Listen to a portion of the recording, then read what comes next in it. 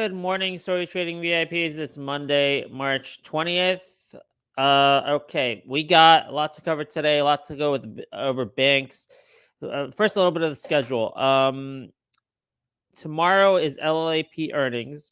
We're probably going to add a live stream of the conference call. I think it's at 10 a.m. We'll put that in the app tonight.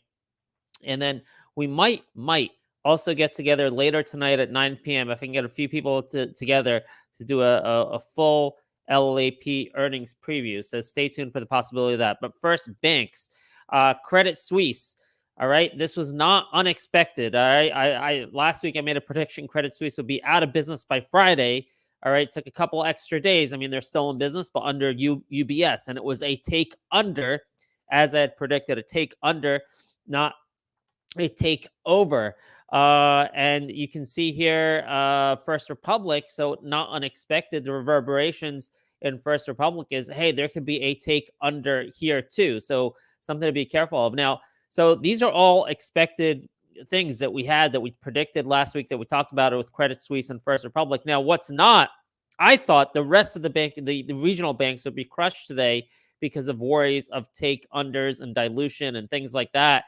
And they're not. Look at this. And I can't necessarily make sense out of this. It's just maybe an emotional kind of reaction of, hey, Credit Suisse is saved, so the banking system's saved. But still, to me, I wouldn't touch these with a 10-foot pole. Western Alliance, PacWest, Bank of Hawaii, Zion, I wouldn't touch those. CRE is the ETF for the regional banking sector, up 1.9%. Hey, if you want to play it, go for it. But I expected the reaction to be more like we're seeing in First Republic across the board. Now, how do you hedge against this, right? We talked about last week gold, TLT, and Bitcoin as the three hedges, and I really focused on gold and Bitcoin, and I cooled down a little bit on TLT after ECB went 50. I was a little bit more lukewarm on TLT, although I still like it long term. There's got to be a Fed pivot here, and that's got to take bonds up over the longer or intermediate term. But gold ended up having a great week, so we called that. We did that right. Let's look at the chart there. It does look like a clean breakout. Wow. So we got another resistance level up here at about 186 on gold. And then maybe like this high over here, 194, 195, and you can break out of that and head over 200. Those are all in the playbook. Why? Because the expectation is Fed is going to have to reduce interest rates. Now, whether that's going to be via first going 25 Wednesday or first doing a pause, we don't know the answer to that. Okay, but you can see UOP is down as interest rate expectations continue to decline, and that's going to mean we're going to be accepting a higher level of inflation longer term, and that's why gold has been running. It's directly related to this expectation that we're going to accept, instead of 2% target inflation, maybe we're going to have to live with 3 to 4% inflation, and that's why gold has been going up. Bitcoin, to me, is a different story. Reading through the price action, I've been talking about this a lot in our legacy community, the WhatsApp community, if you have access to that. But Bitcoin, I did predict, I said this could be a record weekend. That wasn't a record weekend, but it was the best performing hedge, up 5%, doing better than gold, doing better than TLT, hey, better than QQQ SPY. So this did perform the best, did have a little bit of a breakout, but not the big explosive breakout I was hoping for. We're in the gap up here right now. What is the bottom of this gap on? So we're in there right now. So we're at resistance. So a few people are talking about that resistance level at about, let me see if I'll pull up Coinbase for a second. Let's look at that. Okay, yeah, it was 28,500. So a few people I saw, technical analysts, are saying, hey, we got some resistance to 28,500. But if you know what I've been talking about, I think Bitcoin showed its hand last week as a hedge against financial system collapse. Not that I'm saying financial system collapse will happen, probably will never happen, right? But when you saw that price action last week, it tells you where people's heads are at. And I think money is flowing into Bitcoin as some sort of hedge against that. So that's why you're seeing it up 5%. So I'm very, very bullish Bitcoin. We'll talk about a couple plays. Second.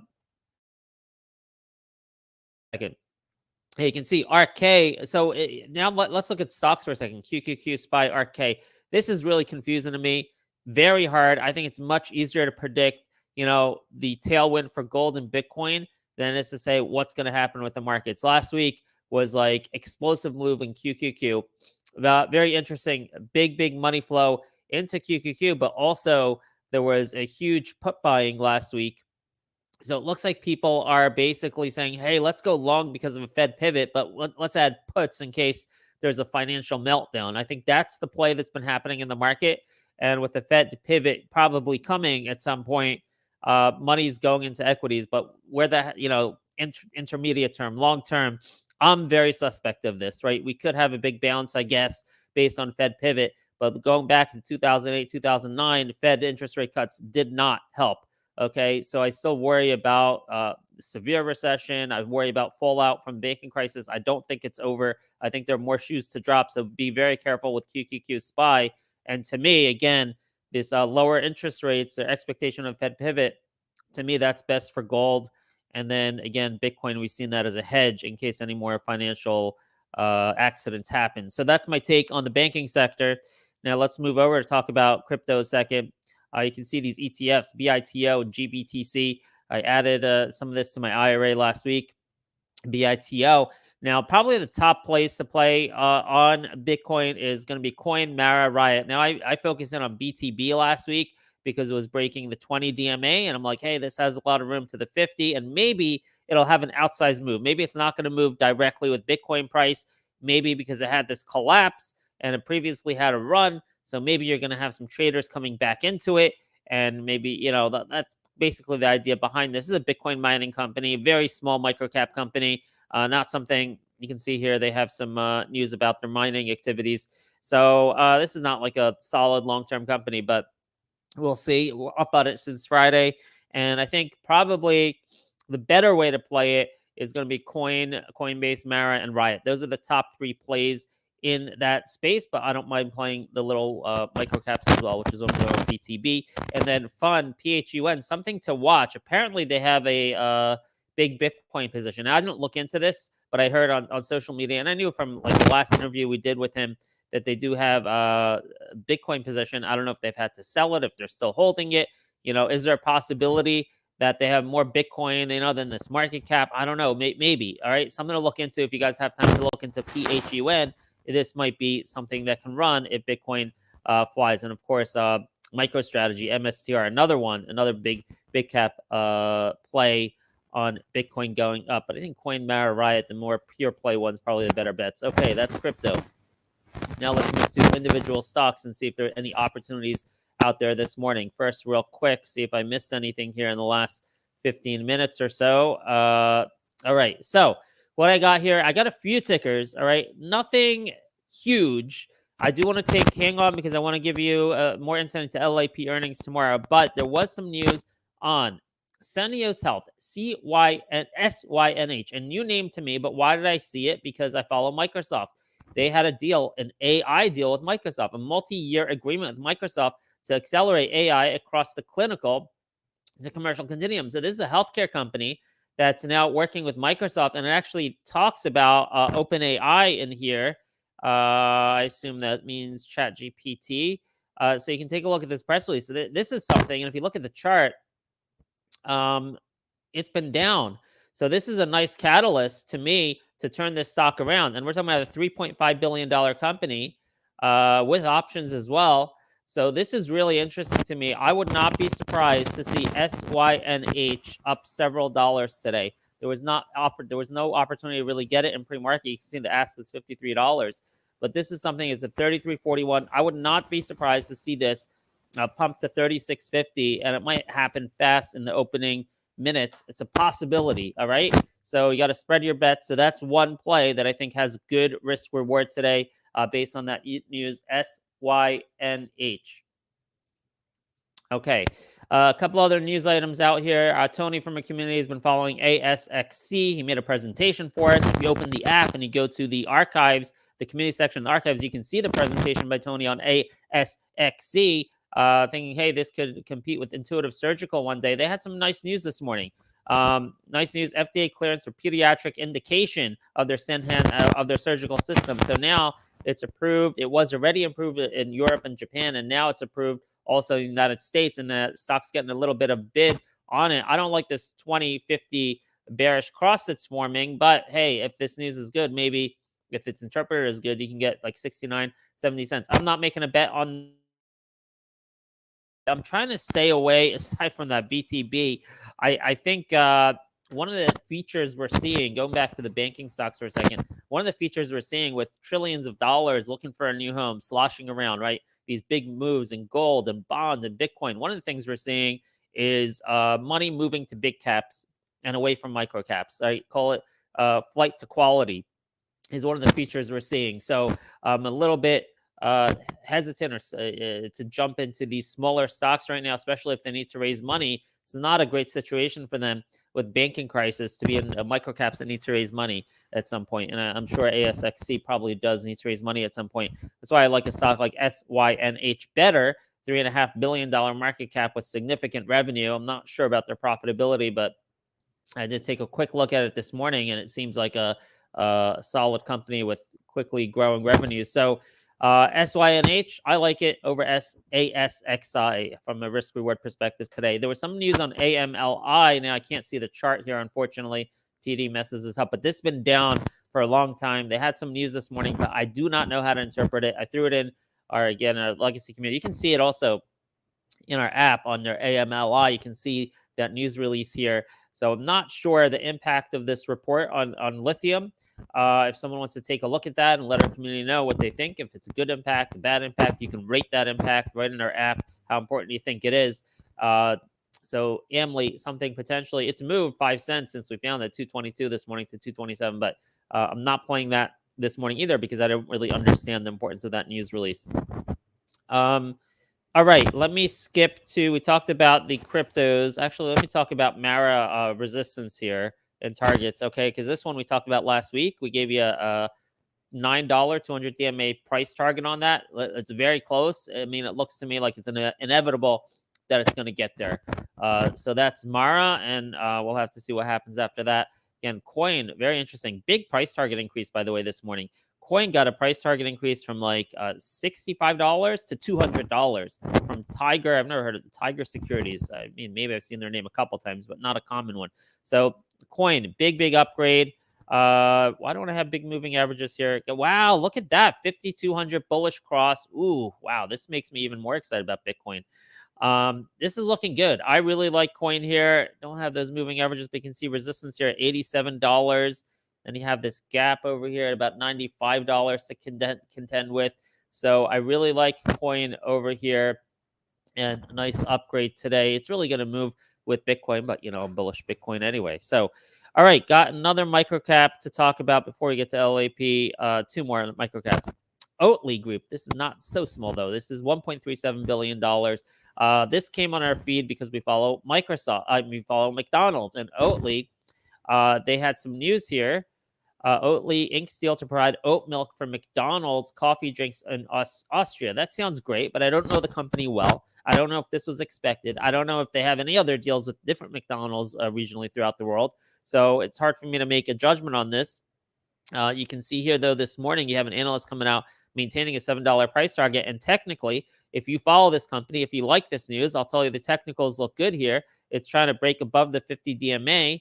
And maybe you can make a move. Do we have resistance here at 242?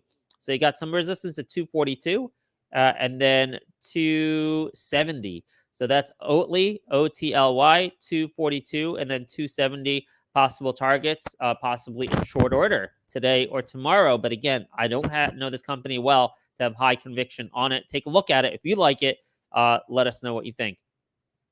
Last one, NVTS. I'm only bringing this up because now it's popped into our news feed twice. So, the first time was because of a deal with REL, a distribution agreement for next generation silicon carbide semiconductors. And then it popped in again. They got some news because then I added it to my watch list. But it's so interesting how they describe themselves in this press release. And I'm just putting this out there in case someone wants to do some research on this name. GAN is, GAN. I'm sorry. Here we go. Navitas is the only pure play next generation power semiconductor company and industry leader in gallium nitride and silicon carbide. That sounds very interesting. They position themselves to be a leader in a very sexy space with only a $980 million market cap. So perhaps there's something here. It's had a nice chart. So if anyone wants to research that and let us know what they think of NVTS, that'll be much appreciated. Now, tomorrow we have LLAP earnings is the last thing we're going to cover here this morning. And we are going to possibly try to do an event tonight if I can get the right people together. LLAP earnings preview. Earnings are going to be tomorrow. Let me see if they have the time. It's got to be before the market open. Let me just get the time of the conference call. It's either 10 that later. I can't see it off the top here, but I will probably put together a live stream in the app. It's either 10 or 11, so stay tuned for that. Here it is. Okay, so it's going to be 11 a.m. Okay, so today's company will host a conference call at 11 a.m. to discuss the results.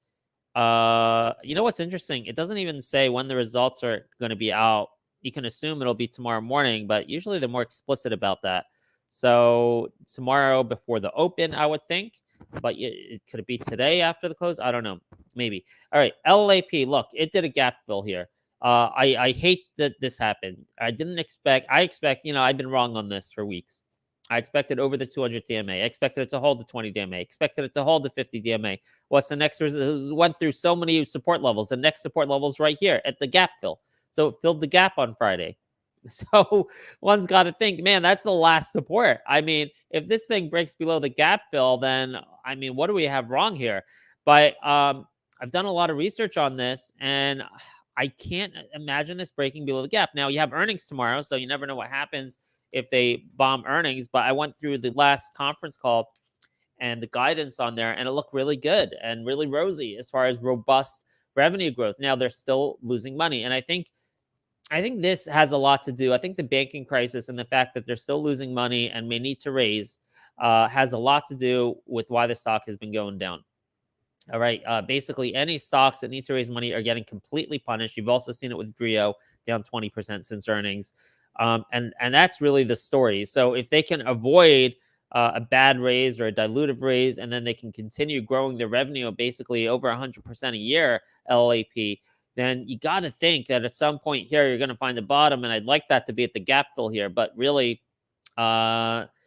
it's hard to know with if they have to raise money on bad terms at some point. But I don't think it's going to be imminent. I don't think they need to raise money imminently. So it gives an opportunity for this deal with Rabizadeh, which today, right now in Geneva, Switzerland, the meeting has opened with the ITU. The meeting runs from today through Friday. Now, we don't know what day they're on the agenda.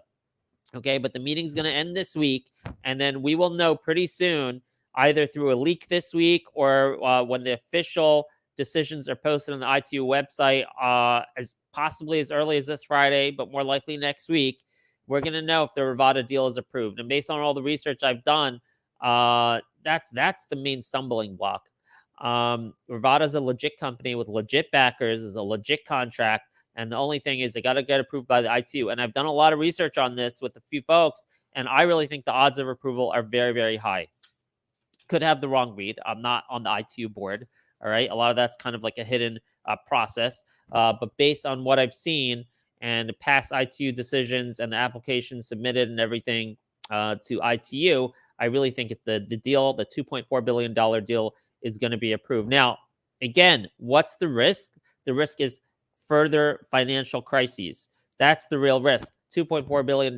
What happens if we had a Bear Stearns moment? What happens if we have a Lehman moment? What happens with that financing that's committed to this deal? Peter Thiel's behind this. He had $50 million in Silicon Valley Bank. He almost lost. How much money is Peter Thiel directly putting into this?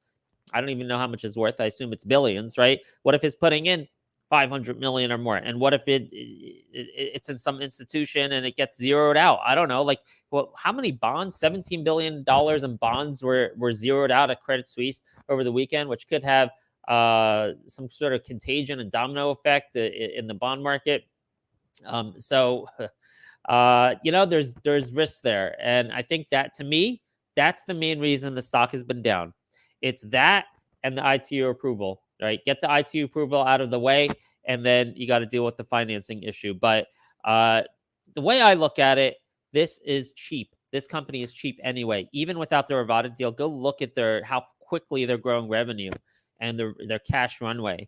Again, if they can avoid some sort of toxic, terrible, dilutive financing here, even without the Rivada deal, I think this company is probably going to be worth $3, $4, $5 in a year or two or more, even without Rivada. So we'll have to see what goes on there. But I'm a big shareholder in that at this point.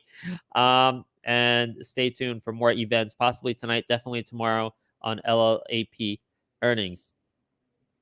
All right, that's it. To recap, obviously, I'm very bullish.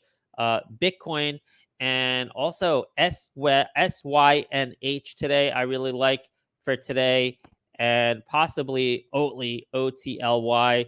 As far as the individual stocks on this list, those look like the best ones to me based on catalysts that are coming. Been doing really well too, monitoring this potential bounce of Clearfield off the 200-week moving average. So lots of opportunities. We can't cover all of these every day, but we've covered a lot of these in the past week. So good luck, everyone. Let's continue the collaboration. I'll see you for a quick market recap at 4 p.m. Market wrap at 4 p.m. And then, again, we'll talk to you about LLAP. Have a great day, everyone. Thanks for joining.